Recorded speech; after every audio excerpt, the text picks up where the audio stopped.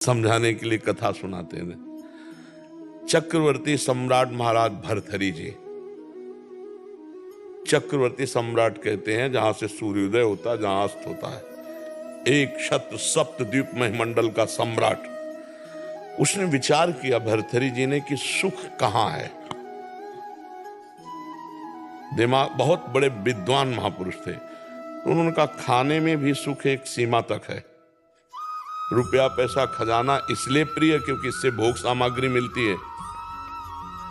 पैसे की मात्रा क्या है? भोग सामग्री मिलती है। अगर पैसे से भोग सामग्री नहीं मिले तो हम कह रहे तुम्हारे को नाम जो है एक ट्रक 2000 रुपया आप कर दिया जाए, 2000 का नोट आपके किसी काम आएगा क्या? आपको बेकार आग लगा दो। और 500 रुपया क्योंकि उससे सामान मिलती है।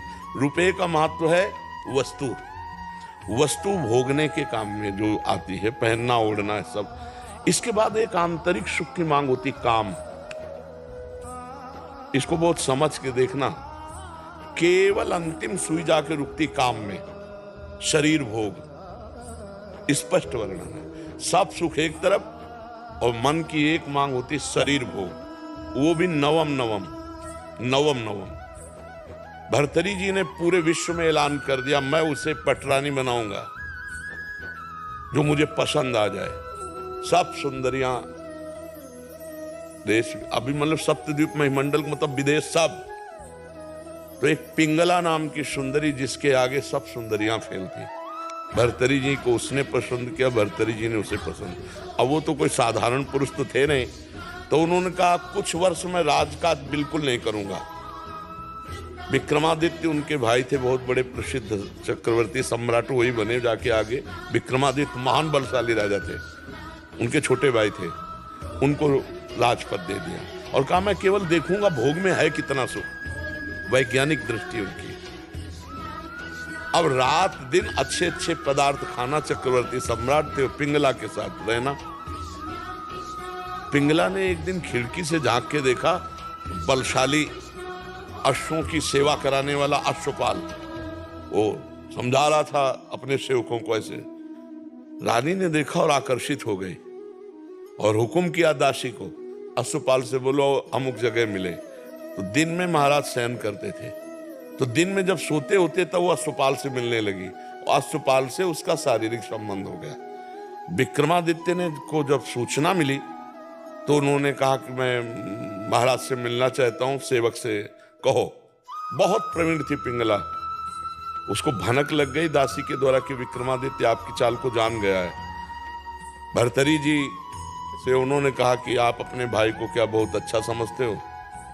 मेरे ऊपर वो गंदी नजर रखता है। प्रिया चरित्रम पुरुषस्य भाग्यम दैवो न जानामि कुता मनुष्या। जो कपट छल करने वाले स्वभाव वाले होते उनका अलग से। अब विक्रमादित्य ने कहा मैं भ्राताश्री से मिलना चाहता हूं और उसने पहले ही क्लियर कर दिया।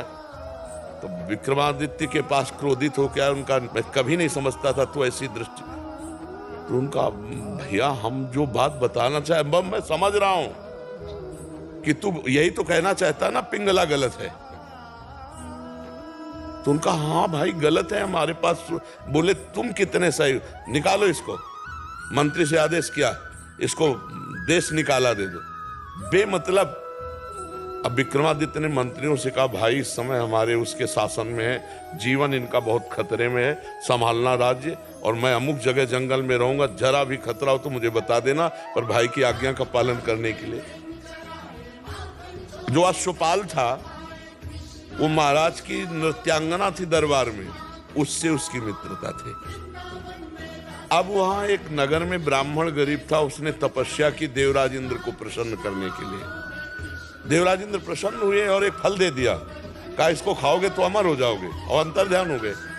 उसने कहा मैं गरीब आदमी, धन चाहता था, अमर होके क्या करूंगा।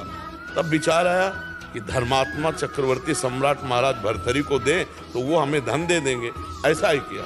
महाराज की जय जयकार हो। आज तक दरबार में नहीं आए थे, लेकिन ब्रह्म ऋषियों को जाने का आदेश था, वो गए, महाराज की जय जयकार हो। महाराज मैंने तपस्या के द्वारा अमर फल प्राप्त किया है, मुझे धन दिया जाए। तो उन्होंने खजाने में कह दिया जितना मांगे धन दे दो। वो अमर फल लिया और विचार किया मैं अमर होके क्या करूंगा, अगर पिंगला अमर रहेगी तो पिंगला को दिया खा लो। पिंगला ने तुरंत विचार किया मैं अमर होके क्या करूंगी, अगर अश्वपाल जीवित रहेगा तो अश्वपाल को दे दिया। अश्वपाल ने सोचा मैं अमर होके क्या करूंगा, जो हमारी नृत्यांगना महाराज की है वो अमर हो जाए तो जब तक जीवित रहूंगा। नृत्यांगना ने सोचा मैं अमर होके क्या करूंगी महाराज को।